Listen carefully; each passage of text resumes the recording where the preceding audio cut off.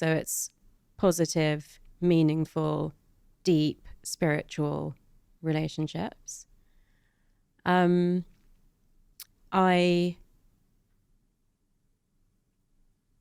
don't use pornography or dating apps. I'm just going through your list.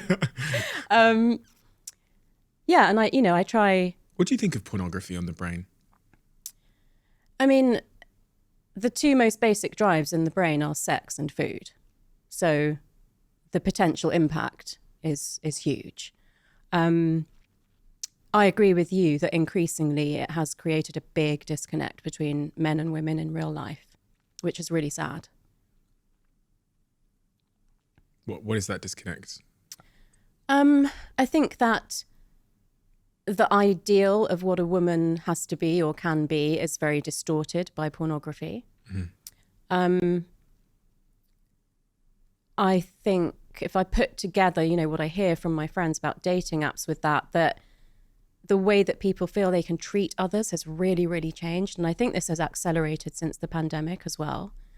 So there's a real lack of empathy for the consequences of your actions and comments on other people. And I think pornography contributes to that because it changes the way that men view women. I think the impact on women in terms of what you have to look like how much plastic surgery you have to have, what you've got to be prepared to do in an intimate relationship, or actually the biggest issue I would have is what you're expected to do when you're not even in an intimate relationship, just when it becomes more of a transaction, when the rules have changed about, again, what I hear now very commonly is, oh, well, we've been on 3 or 4 or 5 dates or whatever it is. That must mean, move to the next level kind of thing. So I think that going back to having really respectful relationships, having a lot of empathy for other people, looking out for the people in your life that might be lonelier than you.